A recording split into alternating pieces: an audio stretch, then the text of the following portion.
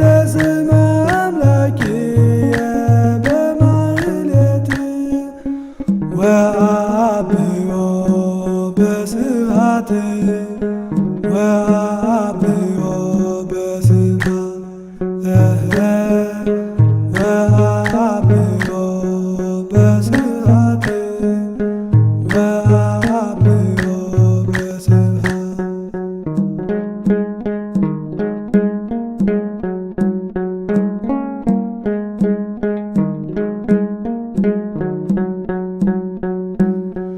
የአምላክን ስም በማኅሌት አመሰግናለሁ።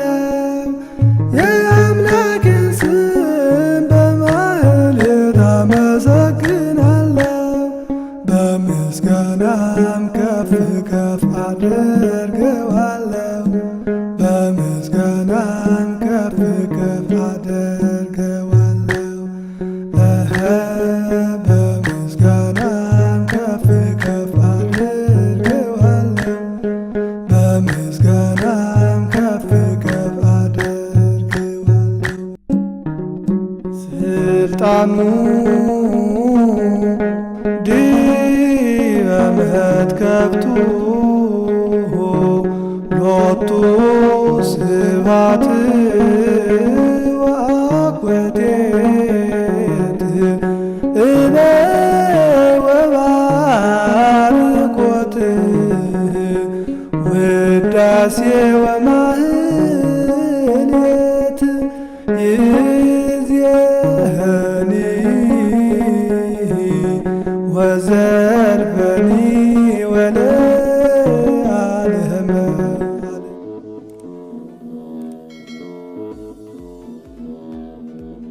ሰላም የተወደዳችሁ የእግዚአብሔር ቤተሰቦች እንደምን አላችሁ? የጌታ የኢየሱስ ክርስቶስ ጸጋና ሰላም ይብዛላችሁ። ተባረኩ። ዛሬ የማቀርብላችሁ ቪዲዮ ሊቀ ሊቃውንት ስሙር አላምረው በአንድ ኢንተርቪው ላይ ተገኝተው ስለ ድንግል ማርያም ስለ ቅዱሳን አማላጅነት የሰነዘሩት ሐሳብ አለና እሱን አስመልክቶ ነው ዛሬ እንግዲህ አብረን የምንነጋገረው።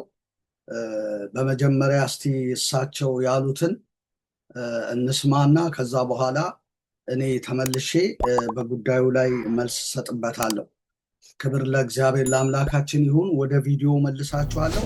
ቪዲዮውን ተከታተሉና እመለሳለሁ። ተባረኩ። ተቀበል ከዚህ ወጣችሁ ጌታን ተቀበል ነው አይደል የሚለው የማቴዎስ ወንጌል ምዕራፍ 10 ቁጥር 40 ጀምሮ እናንተን የተቀበለ እኔን ይቀበላል የሚል ቃል አለው አይደል? እናንተን ነው ተመልከት። እነሱ የዮሐንስን ወንጌል ብቻ ይዘው ጌታን መቀበል የሚል ቃል ነው ያላቸው። ጌታ ደግሞ እናንተን የተቀበለ እኔን ተቀበለ ይላል። እንደውም እውነቱን ልንገርህ ድንግል ማርያምን ሳትቀበል ኢየሱስን መቀበል አትችልም። ምክንያቱም ኢየሱስን ያገኘኸው በድንግል ማርያም በኩል ነው። ኢየሱስ ክርስቶስ አንተን ያየህ በማርያም በኩል ነው። ዓለምን ያየው በድንግል ማርያም በኩል ነው። ከድንግል ማርያም ሳይወለድ የሚሰቀልበት ስጋ የለም። የቤዛነት ስራ አልሰራም። ከድንግል ማርያም ተወልዶ ነው። ስለዚህ እናንተን የሚቀበል እኔን ይቀበላል። ይሄ ማለት እንግዲህ ቅዱሳን አማልክት ናችሁ ብለን እናምልካቸው ማለት አይደለም። እያከበርናቸው አክብሯቸዋል፣ እናከብራቸዋለን። የወደዳቸውን ሳትቀበል ጌታን ብትቀበል ጌታ አያውቅም። እናንተን የሚቀበል እኔን ይቀበላል፣ እኔን የሚቀበል ደግሞ የላከኝን ይቀበላል። ይሄው ሰንሰለት አለው። ከዚህ ሰንሰለት በጥሰህ ክርስቶስ የሰራውን ሰንሰለት ቆራርጠህ እኔ ጌታችሁን እንጂ እናንተን አልቀበልም ብትል ወዳጆቹን ሳትቀበል ሳታከብር ክርስቶስን ማክበር አትችልም። ስለዚህ እናቱ ቅድስት ድንግል ማርያምን ይቅርና ማለት ነቢያቱን ሐዋርያቱን ጻድቃን ሰማዕታቱን እናንተን የሚቀበል ብሎ ለጊዜው ሐዋርያትን እናንተን የሚቀበል ይቀበላል። እንግዲህ ለሐዋርያ እናንተን የሚቀበል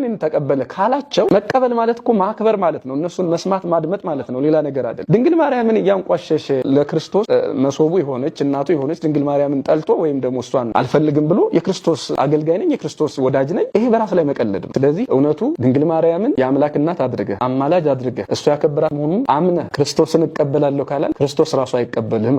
ይሄው መጽሐፍ ቅዱሳችን እናንተን ያልተቀበለ እኔን አይቀበልም ብሏል። እንግዲህ እኔ ቅዱስ ጳውሎስን ካልተቀበሉ ክርስቶስን አለመቀበል ከሆነ እናቱ ድንግል ማርያምን አለመቀበል ደግሞ ምን ያህል ክፉ እንደሆነ መጽሐፍ ቅዱስ ነው የሚናገረው።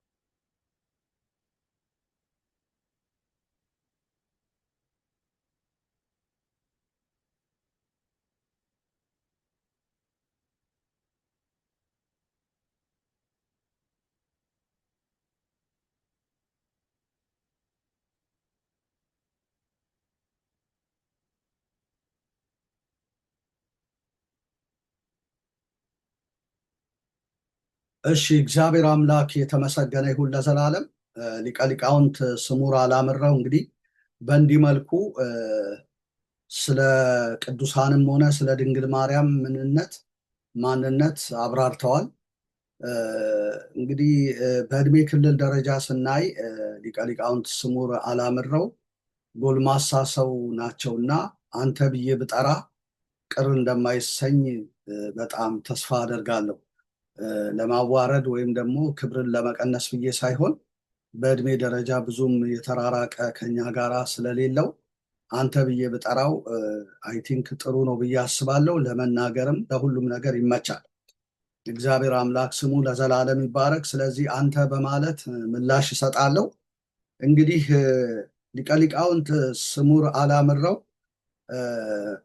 ከቪዲዮ ከሰነዘሩት ሀሳብ ስንነሳ ጌታን ተቀበል፣ ከዚህ ወጥታችሁ ጌታን ተቀበል አይደለም የምትሉት በማቴዎስ 10:40 መሰረት እናንተን የሚቀበል እኔን ይቀበላል ይላል። እነርሱ ግን የዮሐንስን ወንጌል ብቻ ይዘው ጌታን ተቀበል ይላሉ። ጌታ ደግሞ እናንተን የተቀበለ እኔን ይቀበላል ነው የሚለው። እንደውም እውነቱን ልንገርህ አሉ፣ ድንግል ማርያምን ሳትቀበል ኢየሱስን መቀበል አትችልም። ኢየሱስን ያገኘኸው በድንግል ማርያም በኩል ነው። ኢየሱስ ክርስቶስ አንተን ያየህ በማርያም በኩል ነው። ዓለምን ያየው በድንግል ማርያም በኩል ነው። ከድንግል ማርያም ሳይወለድ የሚሰቀልበት ስጋ የለም። የቤዛነት ስራ አልሰራም። ከድንግል ማርያም ተወልዶ ነው የቤዛነትን ስራ የሰራው። ስለዚህ ከዚህ አንጻር ቅዱሳንንም ሆነ ማርያምን አክብሯቸዋልና እናከብራቸዋለን። የወደዳቸውን ሳትቀበል ጌታን ብትቀበል ጌታ አያውቅህም። እናንተን የሚቀበል እኔን ይቀበላል፣ እኔን የሚቀበል የላከኝን ይቀበላል። ይሄ ሰንሰለት ተያይዞ ተሰርቷል። ይህን ሰንሰለት ቆርጠህ ጌታን ማክበር አትችልም እያሉ ነው የተናገሩት። ብዙ ብሏል። ለክርስቶስ መሶብ የሆነች እናቱን ጠልቶ አንቋሾ የጌታ ወዳጅ ነኝ ማለቱ ይሄ በራስ ላይ መቀለድ ነው። ድንግል ማርያምን የአምላክ እናት አድርገህ አማላጅ አድርገህ እርሷን ያከበራት መሆኑን አምነ ክርስቶስን እቀበላለሁ ካላልክ ክርስቶስ ራሱ አይቀበልህም እና የመሳሰሉትን ብለዋል። እንግዲህ ስለዚህ ጌታን ከመቀበል በፊት ቅዱሳንን መቀበል ያስፈልጋል።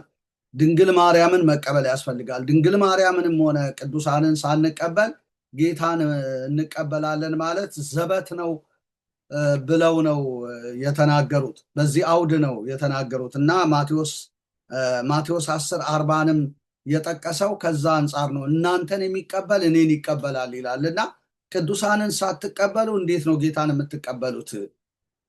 እና ይሄ አካሄዳችሁ ልክ አይደለም እና እናንተ የምትሉት በዮሐንስ ወንጌል 1:12 ላይ ለተቀበሉት ሁሉ ግን በስሙ ለሚያምኑት ለእነርሱ የእግዚአብሔር ልጆች የሆኑ ዘንድ ስልጣን ሰጣቸው ስለሚል በመጀመሪያ ጌታን ተቀበል ትላላችሁ እንጂ ጌታን ከመቀበል በፊት ቅዱሳንን ነው መቀበል ያለባችሁ። ቅዱሳንን ያልተቀበለ ጌታን መቀበል አይችልም። ማርያምን ያልተቀበለ ጌታን መቀበል አይችልም። በማርያም በኩል ነው እግዚአብሔር እኛን የተቀበለን የሚል ሐሳብ ነው የሰነዘረው ሊቀ ሊቃውንት ስሙር አላምረው። በተለያየ ሚዲያዎች ላይ ምላሽ ሲሰጥ ኦርቶዶክሳዊ ትምህርት ሲያቀርብ ሰማዋለሁ። ግን እንደ ቃሉ የሆነ ትምህርት አይደለም ሲሰጥ የምንመለከተው። እንግዲህ ለዚህ የምሰጠው ምላሽ ምንድን ነው? ሰዎች እኮ እንግዲህ ጌታን ተቀበሉ የሚባሉት በመጀመሪያ ወንጌል በጌታ ስለተነገረ ነው። ወንጌል በጌታ ስለተነገረ ነው ጌታን ተቀበል የምንለው።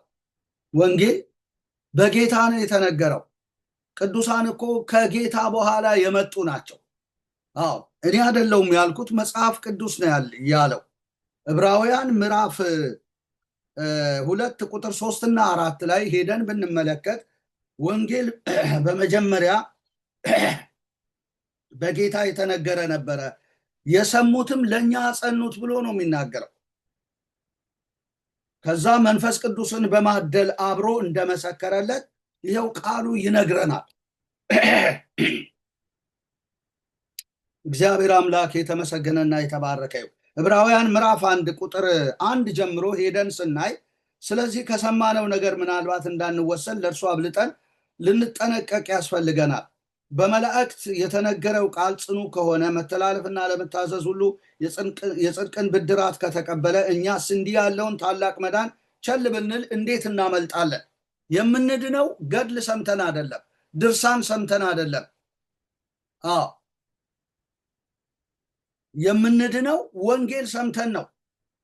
ለዚህ ነው እንዲህ ያለውን ታላቅ መዳን ቸል ብንል እንዴት እናመልጣለን ያለን ከዚህ የተነሳ ነው። እና ለመዳን ወንጌልን ሰው መስማት አለበት። የእግዚአብሔርን ቃል መስማት አለበት። ገድል አይደለም፣ ድርሳን አይደለም፣ ሌሎቹ አዋልድ መጽሐፍት አይደለም መስማት ያለበት፣ ወንጌልን ነው፣ የእግዚአብሔርን ቃል ነው መስማት ያለበት። ስለዚህ እንዲህ ያለውን ታላቅ መዳን ቸል ብንል እንዴት እናመልጣለን ይልና ከዛ በኋላ ምን ይላል? ይህ በጌታ በመጀመሪያ የተነገረ ነበረና የሰሙትም ለእኛ አጸኑት፣ እግዚአብሔርም እርሱ ራሱ እንደፈቀደ በምልክትና በድንቅ በልዩ ልዩ ተአምራት መንፈስ ቅዱስን በማደል አብሮ መሰከረለት ነው የሚለው። በልዩ ልዩ ተአምራት መንፈስ ቅዱስን በማደል አብሮ መሰከረለት። በመጀመሪያ ግን በማ የተነገረ ነበረ? በጌታ የተነገረውን ወንጌል ሳንሰማ እንዴት ነው ቅዱሳንን ልንቀበል የምንችለው? በጌታ የተነገረውን ወንጌል መስማት ማለት እኮ ጌታን መስማት ነው። ቅዱሳን በኋላ ነው የመጡት። እግዚአብሔር የተመሰገነ ይሁን። በጌታ የተነገረውን ወንጌል እያንዳንዱ ኦርቶዶክሳዊ ሊሰማ ይገባል። ከሊቀ ሊቃውንት ጀምሮ፣ ከጳጳሳት ከሲኖዶስ ጀምሮ እስከ ታች እስከ ንፍቀ ዲያቆን ድረስ፣ እስከ አናጉንስጢስ ድረስ፣ እስከ ምዕመን ድረስ፣ ሰንበት ተማሪ ድረስ በመጀመሪያ በጌታ የተነገረውን መስማት የግድ ይላል። በጌታ የተነገረውን መስማትና ማመን ማለት ጌታን መቀበል ማለት ነው። ጌታን ማመን ማለት ነው። ስለዚህ ጌታን ቅዱሳን የሚያስቀድሙት ወንጌል በመጀመሪያ በራሱ በጌታ ስለተነገረ ነው። ይህን ሳንሰማ እንዴት ነው ቅዱሳንን የምንቀበለው? ቅዱሳን ለእኛ የእምነት ጀማሪ ናቸው እንዴ? የእምነት ጀማሪያችን ፈጻሚያችን የሃይማኖታችን ሐዋርያና ሊቀ ካህን እኮ ኢየሱስ ነው። እና በጌታ የተነገረውን ወንጌል በመጀመሪያ መስማት አለብን። እና እነዚህ ቅዱሳን ያልካቸው ቅዱሳንን ሳትቀበሉ ጌታን መቀበል አትችሉም ያልካቸው ሰዎች እኮ እነሱ ራሳቸው በጌታ የተነገረውን ሰምተው ነው ለእኛ ያጸኑት። እነሱም አንዱ የመስማት ድርሻ ነበራቸው። የግድ ካልሰሙ ሊያሰሙ አይችሉም። በመጀመሪያ እኮ ራሱ ክርስቶስ ነው ያሰማን ይህንን ወንጌል፣ ይህን የመዳን ወንጌል ማለት ነው። እና በመጀመሪያ በጌታ የተነገረ እንደነበረ ከዛ በኋላ የሰሙትም ለእኛ አጸኑት፣ እግዚአብሔርም እርሱ ራሱ እንደፈቀደ በምልክትና በድንቅ በልዩ ልዩ ተአምራት መንፈስ ቅዱስን በማደል አብሮ መሰከረለት የሚለን ለዚህ ነው። እና እንዳመልጠን በጌታ የተነገረውን ወንጌል መስማት አለብን። ወንጌል በሰው የተነገረ አይደለም፣ በጌታ ነው የተነገረው። ወንጌል በቅዱሳን አይደለም የተነገረ፣ በመጀመሪያ የተነገረው በጌታ ነው። ራሳቸው ቅዱሳን የተባሉት ሰዎች ሰምተው ነው ለእኛ ያጸኑት፣ የተጠቀሙበትን የዳኑበትን ማለት ነው። ለዚህ ነው ጳውሎስ በጌታ የተነገረ ስለነበረ ብዙዎች ለምስራቹ ቃል አልታዘዙም ብሎ ይነግረናል። መጽሐፍ ቅዱስ እያወጣው ነው የምጠቅሰው በማስረጃ። ስለዚህ ይህንን ማስረጃ እንግዲህ ሊቀ ሊቃውንት ስሙር አላምረው በማስተዋል በግንዛቤ ልታየው፣ ልትሰማው፣ ልትቀበለው ይገባል። በመጀመሪያ እንዳልኩ በጌታ ነው የተነገረው፣ የሰሙትም ለእኛ አጸኑት። ከዛ በኋላ ደግሞ መንፈስ ቅዱስን በማደል አብሮ መሰከረለት፣ በተአምራት አብሮ መሰከረ። ወንጌል ተአምራት ያለበት ነው። በጌታ ነው የተነገረው። ምንም ማመቻመች ግራና ቀኝ የሚያስብል አይደለም። በጌታ የተነገረውን ወንጌል ማንኛውም ሰው ኦርቶዶክስ ሃይማኖቴ ነው ከማለቱ በፊት በጌታ የተነገረውን ማመንና መቀበል የግድ ይለዋል። ለዚህ ነው ሮሜ ምዕራፍ 10 ላይ ብዙዎች ለምስራቹ ቃል አልታዘዙም ብሎ የሚነግረን ከዚህ የተነሳ ነው። ለምስራቹ ቃል አልታዘዙም። ወደ ላይ ከፍ ብዬ ላንብበው። ሮሜ ምዕራፍ 10 ቁጥር 14 ላይ እንግዲህ ያላመኑበትን እንዴት አድርገው ይጠሩታል? ባልሰሙትስ እንዴት ያምናሉ? ያለ ሰባኪስ እንዴት ይሰማሉ? ይላል። መልካሙን የምስራች የሚያወሩ እግሮች እንዴት ያማሩ ናቸው ተብሎ እንደተጻፈ ካልተላኩ እንዴት ይሰብካሉ? ይላል። ነገር ግን ሁሉ ለምስራቹ ቃል አልታዘዙም። ይሄ በጌታ የተነገረ ቃል የምስራቹ ቃል ይባላል። እና ጌታ ይዞልን የመጣው ቃል የምስራች ቃል ነው። የነገረን ቃል የምስራች ቃል ነው። ይህን የምስራች ቃል ማንኛውም አማኝ መሆን የፈለገ ሁሉ ይህን የምስራች ቃል ሊሰማ የግድ ነው። ይህንን ነው ኦርቶዶክሳዊት ቤተክርስቲያን ሚስ ያደረገችው። ለምስራቹ ቃል አልታዘዙም ይላል። ነገር ግን ሁሉ ለምስራቹ ቃል አልታዘዙም። በጣም ነው የሚያሳዝነው። በዛን ዘመን እንዳልታዘዙ ሁሉ ዛሬም በእኛ ዘመን አልታዘዙም። በዋነኝነት ያልታዘዘችው ደግሞ ማናት? ኦርቶዶክሳዊት ሐዋርያዊት ቤተክርስቲያን ናት። ከሊቀ ሊቃውንት ስሙር አላምረው ጀምሮ ማለት ነው። ለምስራቹ ቃል ልንታዘዝ ይገባል። በጌታ ለተነገረው ቅዱሳንን ምክንያት ልናደርግ አያስፈልግም። ሰበብ ልናደርግ አያስፈልግም። ያለ ሰበብ ነው ጌታ መጥቶ የነገረን። የሰሙትም ለኛ ጸኑት ነው የሚለው። ይሄ የተነገረው ቃል የምስራቹ ቃል ነው እና በዛን ዘመን እንግዲህ ሁሉ ለምስራቹ ቃል አልታዘዙም ብሎ ይናገራል። ሰባኪ ነበረ። ሰባኪዎች ናቸው ቅዱሳን እና በጌታ የተነገረውን አበሰሩን ማለት ነው። ለምስራቹ ቃል አልታዘዙም። ኢሳይያስ ጌታ ሆይ ምስክርነታችን ማናመነ ብሏልና እንግዲህ እምነት ከመስማት ነው፣ መስማትም በእግዚአብሔር ቃል ነው ብሎ ይናገራል። ይሄ የምስራቹ ቃል የተነገረው ይህንን ቃል አምነን እምነት ከመስማት ነው፣ መስማትም በእግዚአብሔር ቃል ነው። አምነን እንድንድን ነው። በእምነት ነው የምንድነው ማለት ነው።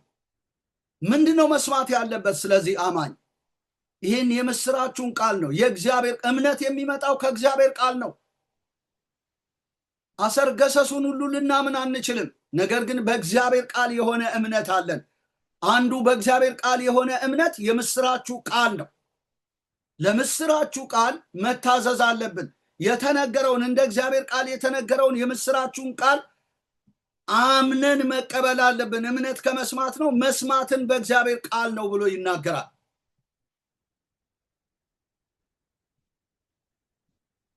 ምስክርነታችን ማናመነ? ኢሳይያስ ጌታ ሆይ ምስክርነታችን ማናመነ ብሏልና እንኪያስ እምነት ከመስማት ነው፣ መስማትም በእግዚአብሔር ቃል ነው። በእግዚአብሔር ቃል የሆነ እምነት ሊኖረን ይገባል። የምስራቹን ቃል ሰምተን ልናምን ያስፈልጋል ማለት ነው። ስለዚህ ወንጌል ቅድሚያ የሚሰጠው ጉዳይ ነው። ወንጌልን በቅዱሳን ልንተካ አንችልም። የቅዱሳን ታሪክ ሌላ፣ ወንጌል ሌላ። ምን ያገናኘዋል? ምን ያገናኘዋል? ስለዚህ በመጀመሪያ ለምስራቹ ቃል መታዘዝ አለብን። ጌታ ለተናገረው የምስራች ቃል፣ ጌታ ለተናገረው ወንጌል የእሽታ ድምፅ ማሰማት አለብን። የእሽታ ድምፅ ማሰማት አለብን ማለት ነው እና ይሄን ነው የሚያሳየን ማለት ነው። እግዚአብሔር አምላክ የተመሰገነ ነው።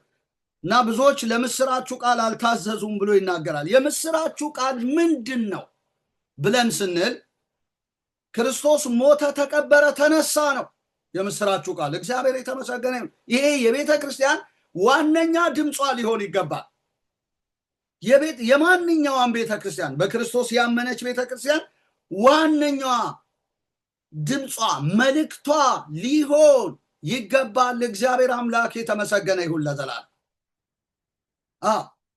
ስለዚህ የምስራቹ ቃል ማለት ምን ማለት ነው ብለን ስንል አንደኛ ቆሮንቶስ ምዕራፍ 15 ላይ እንዲህ ብሎ ይናገራል።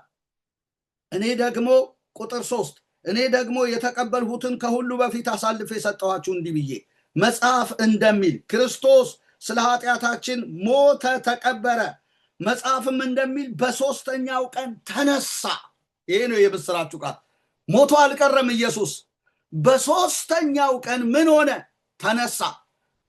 ስለምንድን ነው የሞተው ኢየሱስ ክርስቶስ? በምን ምክንያት? ስለ ኃጢአታችን ነው። ምንም በደል የለበትም የኛ ጌታ።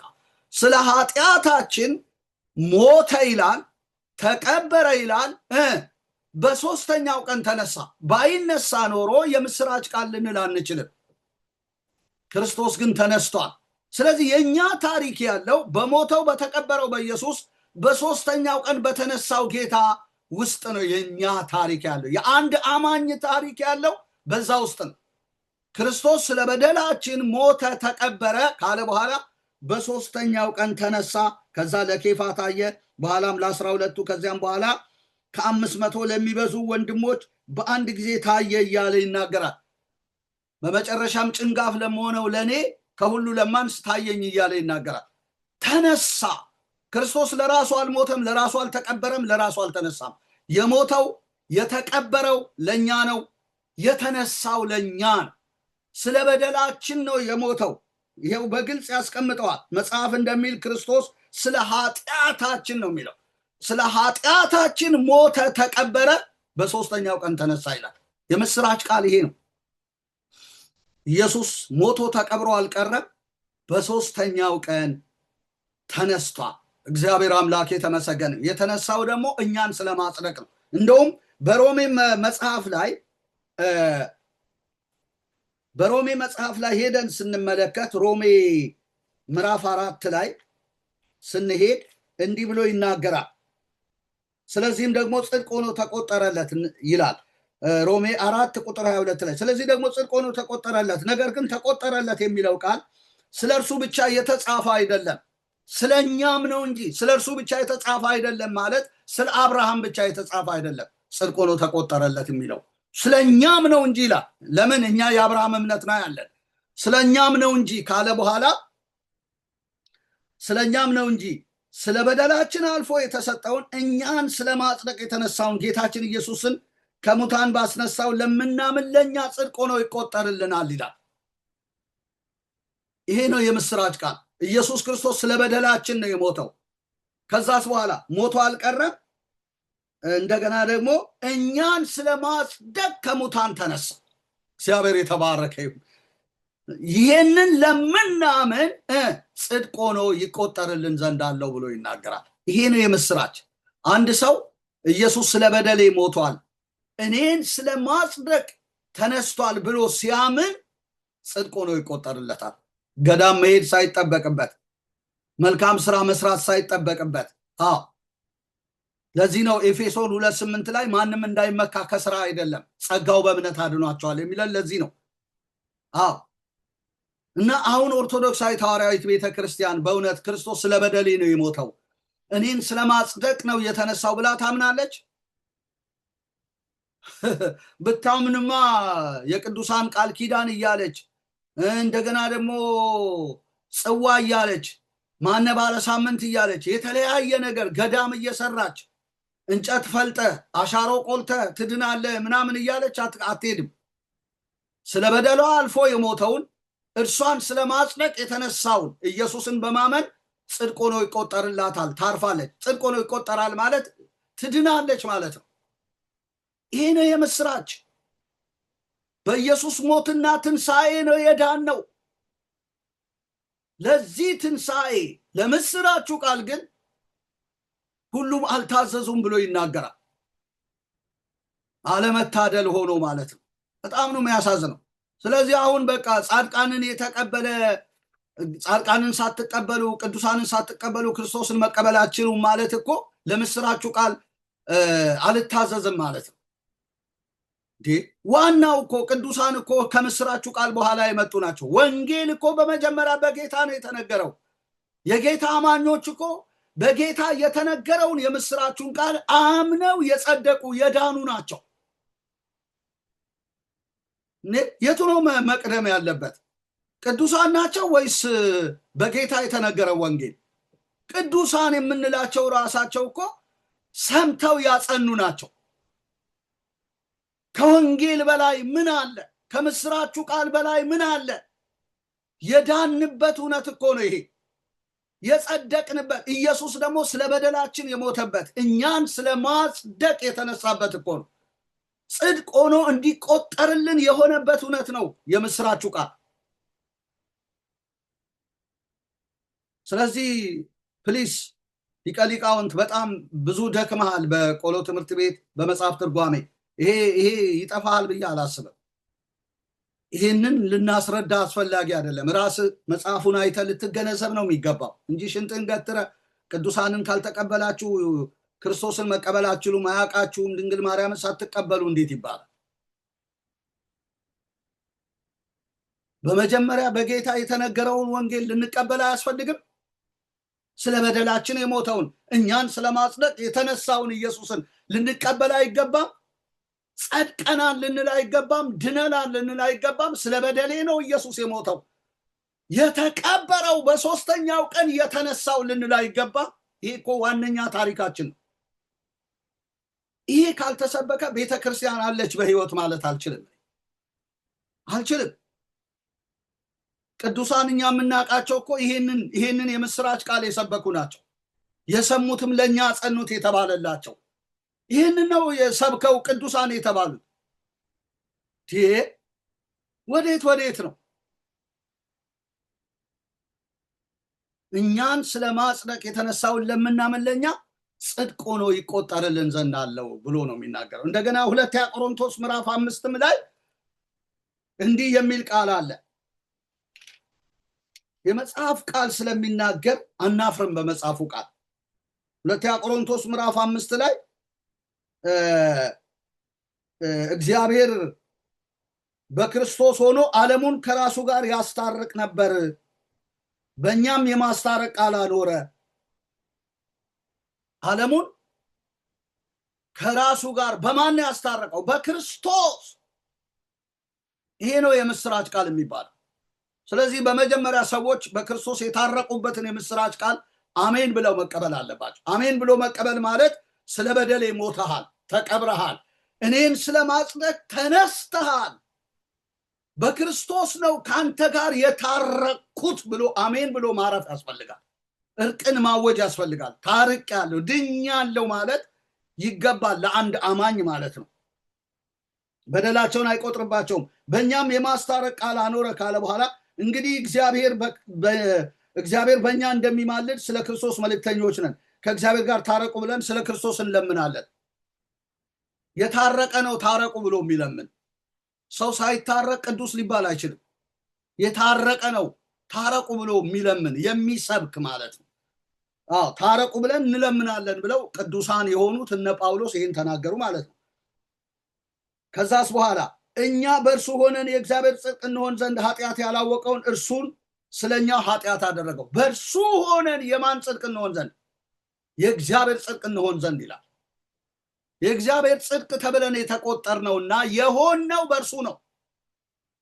እርሱ እኛን የእግዚአብሔር ጽድቅ ሊያደርገን ስለኛ ኃጢአት ሆኗል። ኃጢአታችንን የተሸከመ ብቻ አይደለም፣ የተገረፈ የቆሰለ ብቻ አይደለም። ስለ በደላችን በኢሳይያስ 53 እንደተነገረው የደቀቀ ብቻ ሳይሆን ኃጢአት የሆነ ነው። እግዚአብሔር ኃጢአት አደረገው ይላል። በእርሱ ሆነን የእግዚአብሔር ጽድቅ እንሆን ዘንድ ኃጢአት የማያውቀው ኢየሱስ ኃጢአት ሆነ። ስለዚህ ኃጢአት ሆኖ ኢየሱስ እኔ የእግዚአብሔር ጽድቅ አልሆንም ብሎ ሰው ቅዱሳንን ተቀበሉ ይላል እንዴ? የእግዚአብሔር ጽድቅ የሆነው እኮ ኃጢአት በሆነልን በኢየሱስ ዋጋ መክፈል ውስጥ ነው። በእርሱ ሆነን የእግዚአብሔር ጽድቅ እንሆን ዘንድ ኃጢአት ያላወቀውን እርሱን ኃጢአት አደረገው ብሎ ይናገር። የእግዚአብሔር ጽድቅ ለመሆን ስለዚህ አቀበት ቁልቁለት መውረድ አይጠበቅብኝም። ገዳም ሄጄ ሰንሰለት መታጠቅ አይጠበቅብኝም። አሻሮ መቁላት አይጠበቅብኝም። ማን ባለ ሳምንት ተብዬ ጽዋ መጠጣት አይጠበቅብኝም። እንጨት መፍለጥ አይጠበቅብኝም። የራሴን የምጸድቅበትን ምግባር ማዘጋጀት ለኔ አይጠበቅብኝም። ኢየሱስ ኃጢአት ሆኖ ነው የእግዚአብሔር ጽድቅ ያደረገኝ። በቃ ይሄ ነው እውነቱ። ይሄ እኮ መለኮታዊ እውነት ነው። ወንጌል የሚያወራው ይሄንን ነው። ለዚህ ነው ኢየሱስ በመጀመሪያ ወንጌል በጌታ የተነገረው።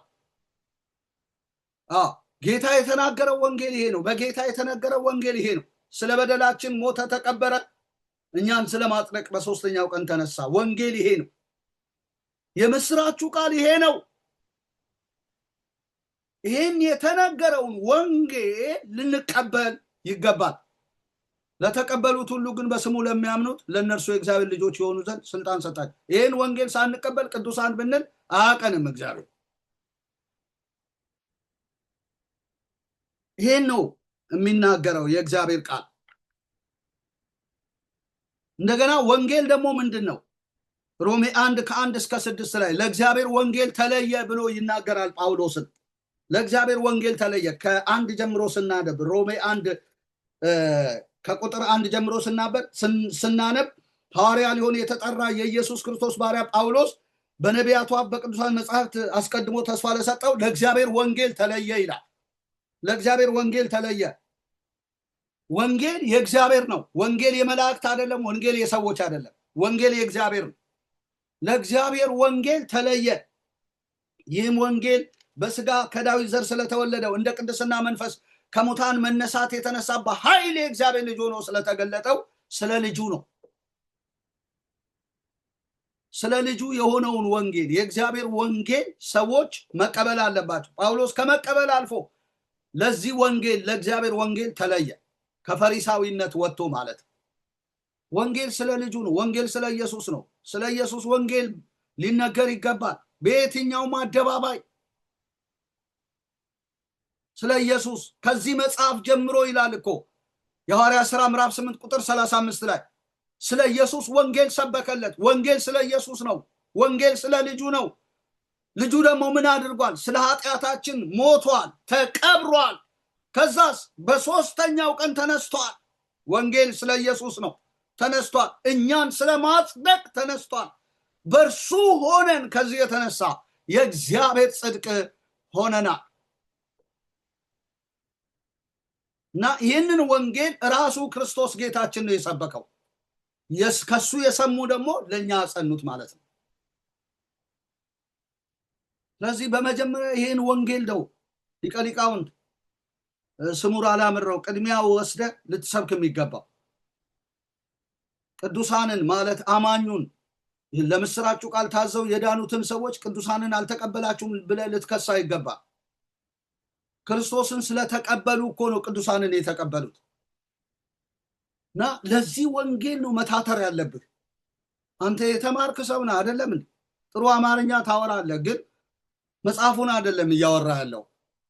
በጣም ነው ማዝነው። ጎልማሳ ነህ፣ እንጸልይላለን፣ ወንጌልን ስበክ፣ ምንም ነቀፋ ቢመጣ ይምጣ እንዴ። ለእግዚአብሔር ወንጌል እንደተለየው እንደ ጳውሎስ ለዚህ ወንጌል ተለይ እንጂ የምስራቹን ቃል ስበክ እንጂ ቅዱሳን ትላለህ እንዴ? ቅዱሳን እኮ ሰምተው ያጸኑ ናቸው። የዚህ ቃል የዚህ ምስክር ቃል ምስክሮች ናቸው። የዚህ ቃል ምስክሮች ናቸው።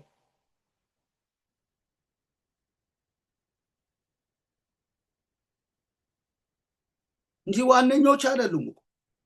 የታሪኩ ባለቤቶች አይደሉም። የታሪኩ ባለቤት ኢየሱስ ነው። ስለ ኃጢአታችን የሞተው እኛን ስለማጽደቅ የተነሳው።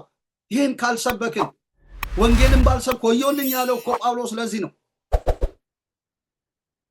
እንደ እብድ ቆጥራለሁ ራሴን እያለ የተናገረበት ዓለም ለእኔ እኔም ለዓለም ከተሰቀልኩበት ከዚህ መስቀል በቀር ሌላ ትምክህት ከኔ ይራቅ ያለበት።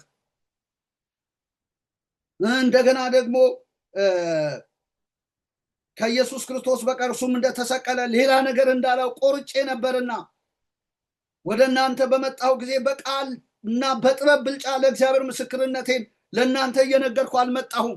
በመካከላችሁ ሳለሁ ከኢየሱስ ክርስቶስ በቀር እርሱም እንደተሰቀለ ሌላ ነገር እንዳለው ቆርጬ ነበርና እምነታችሁ በእግዚአብሔር ኃይል እንጂ በሰው ጥበብ እንዳይሆን ቃሌም ስብከቴም መንፈስንና ኃይልን በመግለጥ ነው እንጂ በሚያባብል ቃል አልነበረም አለ።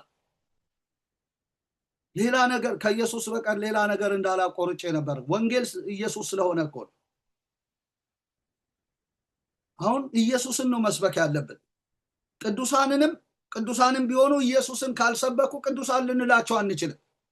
እኛ የምናውቃቸው ቅዱሳን እነ ጳውሎስ፣ እነ ጴጥሮስ፣ እነ ዮሐንስ ኢየሱስን የሰበኩ ናቸው። ሰምተው ለእኛ ያጸኑ ናቸው። የወንጌሉ እውነት ያገኛቸው የዳሰሳቸው የኃጢአትን ስርየት በኢየሱስ የተቀበሉ በኢየሱስ አምነው የዳኑ ስለ በደላቸው ኢየሱስ ሞቶ እነርሱን ስለማጽደቅ የተነሳውን ኢየሱስን ያመኑና ሰምተው ለኛ ያጸኑ ናቸው ቅዱሳን እንጂ ማንኛውንም እኛ ቅዱስ ብለን ልንል አንችልም።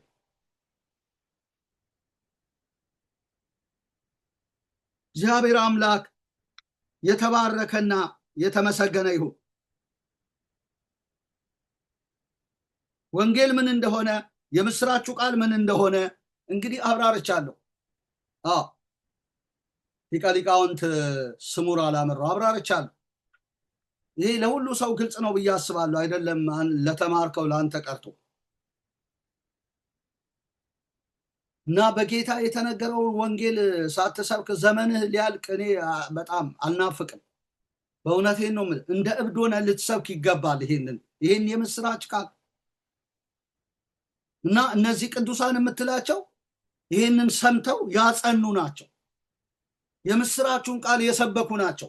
ሌላ ነገር እንዳላው ከኢየሱስ ውጪ ሌላ ነገር ቆርጬ ነበርና መንፈስንና ኃይልን በመግለጥ እንጂ በሚያባብል ቃል ወደ እናንተ አልመጣሁም የሚሉ ናቸው እኛ የምናውቃቸው ቅዱሳን። ከጌታ ሰምተው ለኛ ያጸኑ ተረት ተረት የማያወሩ እናንተ ግን የምትሏቸው ቅዱሳን እኮ ተረት ተረት ነው። እባብ የገደለ ሐሙስና ቅዳሜ እባብ የገደለ ይጸድቃል ገድለ ተክለ ሃይማኖት ላይ ቅዱሳን የምትሏቸው ተቅማጥ እንደ ስቅለት ሄደም ቆጥርላለሁ የሚለውን እንትን ቅዱሳን እንዲህ አይነት ቅዱሳን የለም። ገድላት ድርሳናት ይኸው ባለፈው በፓትርያርኩ በቃ መታረም እንዳለባቸው ተነግሯል። ያንን አሜን ብሎ መቀበል ነው። ቅዱሳን በመጽሐፉ ቃል ላይ ያሉ ናቸው። በጌታ የተነገረውን ወንጌል ሰምተው ለኛ ያጸኑ የምስራቹን ቃል የሰበኩ ስለ ልጁ የሆነውን ወንጌል ለፍጥረት ሁሉ የተናገሩ ናቸው ቅዱሳን እንጂ ዝም ብለው እንዴ አሁን እኮ እናንተ አርሴማን ክርስቶስ ሰምራ በዛንጅር ሰራተኛዋን ገላ ገዳም የገባችውን ሁሉ እኮ ነው ቅዱስ የምትሉ። ምራቅም ተፊ የሆነችዋን በጥፊ ተማች የሆነችዋን አንተ ዝንጀሮ አንተ ዲያብሎስ እያለች ንጉሱን በጥፊ የምትመታ ቅዱሳን ብላችሁ እና አርሴማ መለኪያ የላችሁም። ቅዱሳን ናቸው ለምትሏቸው ሰዎች መለኪያችሁ ምንድነው? ቅዱሳን ለመሆናቸው እንዴ ጸጉሩን ያስረዘመ ሁሉ ቅዱስ ልንለው ይገባል እንዴ? አዎ ከዚህ ወንጌል ጋር እርቅ ያላደረገውን ሁሉ ቅዱስ ብለን መቀበል አለብን እንዴ? እንዴ አሁን እኮ ነገ ንግስት ነኝ ያለችው እኮ እህተ ማርያም እኮ ነገ እንደ አርሴማ ታቦት ሊቀረጽላት ነው። ስንት ምዕመን አስከትላ የለም እንዴ? ግራ ሳጥባ የለም እንዴ? እንዴ ያለኔ አገር አትመራም ብላ አካኪ ዘራፍ ያለች አይደለችም እንዴ? ፓትርያርክን ያወገዘች አይደለችም እንዴ? ስንት ህዝብ ነው የተከተላት? ይህንን እንኳን አስበን ቅዱሳን እነማን ናቸው ብለን በመጽሐፉ ቃል አላጠራን። ቅዱሳን ቅዱሳን ቅዱሳን ቅዱሳን እናንተ የቅዱሳን ጠላት ናችሁ፣ ቅዱሳንን ሳትቀበሉ ክርስቶስን አትቀበሉም እንዲህ አይባልም። ከአንድ መጽሐፍ መምህር እንዲህ አይነት እኔ አልጠብቅም። ማንኛውንም እኔ ቅዱስ ብዬ አልቀበልም። ጸጉሩን ያስረዘመ ሁሉ ቀይ ብር አምጪ ብሎ እኔ እናቀለም እንዴ? በኦርቶዶክስ ቤተክርስቲያን እኮ ተወልደን ያደግን እንዴ? ጸበል ፈለቀ ብሎ ያውም አዲስ አበባ መሃል ከተማ ገብርኤል ግቢ ገብርኤል ጸበል ፈለቀ ተብሎ አይደል እንዴ? በሶስተኛው ቀን ውሃ ልማት መጥቶ ዘግቶት ከዛ በኋላ ህዝቡ ጉዶንን ተበላን ገንዘባችንን ብሎ እንትን ያለው ቀይ ብሩን አምጪ ጸበል ፈልቋል በቃ የፈውስ ጸበል ብለው ባህታዊ የሆኑ ሰውዬ ከዛ በሶስተኛው ቀን ውሃ ልማት ጥርቅም አድርጎ ሲዘጋው በቃ ህዝቡ ተበላን አለ። እንዲህ አይደለም እንዴ? ለሁሉ ቅዱሳን እያልን እኛ ማን ነው ቅዱስ? ወረ ለመሆኑ ማን ነው? የትኛው የመጽሐፍ ቃል ነው ያጸደቀው ቅዱስ ብሎ? አሁን በሙሉ ቅዱሳን ብላችሁ የተቀበላችኋቸው ቅዱሳን ምን አይነት ነገር ምን አስተምሮ ትተዋል? ምን ስለ ክርስቶስ ኢየሱስ ምን የተናገሩት ነገር አለ? መለኪያ ቅዱሳን ለመሆናቸው መለኪያው ምንድን ነው? በእውነት በጣም ነው ማዝነው። ሊቀ ሊቃውንት የተባላችሁ ሰዎች እንዴት ዝም ብላችሁ በወፍ በረር ቅዱስ እያላችሁ ህዝቡን ለምን ታሳሰቱታላችሁ? ስንቱ ሰው ነው የቤተ ክርስቲያንን ገንዘብ የመዘበረው ገዳም መስሪያ እያለ? ስንቱ ሰው ነው በፋሻ ገንዘብ ለመሰብሰብ ሲል በፋሻ እግሬ ተቆረጠ እንዲህ ያለ እያለ እያለ ብር ሰብስቦ ማታ ላይ ዞር ዞር ብሎ ገንዘቡን ተቀብሎ ጠጅ ቤት የገባ? እየተመዘበረች አይደለች እንደ ኦርቶዶክስ ያለችው? አሁን ድረስ አታላዩዋ ብዙ ነው። ቅዱስ ነኝ ጻድቅ ነኝ ይሄን ገዳም ልስራ ይሄ ገዳም እንደዚህ ተባለ። በመጀመሪያ ይሄን ለምን አናጠራ? ማን ነው ቅዱስ? አሁን እኮ ይሄን የምስራቹን ቃል የሰማ ሰው ቅዱስ ገሌ ብለህ ብትለው ማን ነው ያ ቅዱስ ገሌ ብሎ ሊያጣራ ይፈልጋል እንጂ አያምንም። አሜን ብሎ አይቀ እውነቱን ነው።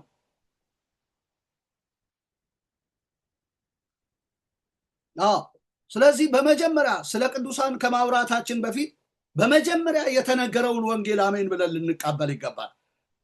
ለምስራቹ ቃል አልታዘዙም ተብለን ከሚነገርብን ይልቅ ለምስራቹ ቃል ልንታዘዝ ይገባል። ክርስቶስ ለሞተበት ለተነሳበት እውነት ታማኞች ልንሆን ይገባል። ጸድቀናል ድነናል ልንል ይገባል። ጸድቃችኋል፣ ተቀድሳችኋል፣ ታጥባችኋል ይላል አንደኛ ቆሮንቶስ ምዕራፍ 6 ከቁጥር 9 እስከ 11 ላይ። ቀድሞ አመንዝሮች፣ ሌቦች፣ ቀማኞች ነበራችሁ፣ አሁን ግን በአምላካችሁ መንፈስ በጌታ በኢየሱስ ክርስቶስ ስም ታጥባችኋል፣ ተቀድሳችኋል፣ ጸድቃችኋል ብሎ ነው የሚናገረው። ለምን? ስለ በደላችን ነው የሞተው፣ እኛን ስለማጽደቅ ነው የተነሳው። በእርሱ ሆነን ነው የእግዚአብሔር ጽድቅ የሆን ነው። በክርስቶስ ያልጸደቅን በማን እንጽደቅ? የጸደቀ ደግሞ ጸድቋል። በቃ የታጠበ ታጥቧል፣ የተቀደሰ ተቀድሷል። ሌላ መቀደሻ መንገድ አይፈልግም። ስለዚህ በመጀመሪያ በጌታ የተነገረውን ወንጌል ነው ሰምተን ማመን ያለብን ስለ ቅዱሳን ከማውራታችን በፊት። እኔ በዚህ መንገድ ነው አንድን ቅዱስ ቅዱስ ብዬ ልቀበል የምችለው። ያላመነ ያልዳነ ያልጸደቀ በምድር ላይ መጽደቁን መዳኑን ያላረጋገጠን ቅዱስ ቅዱስ ብዬ አልቀበልም፣ በፍጹም አልቀበልም።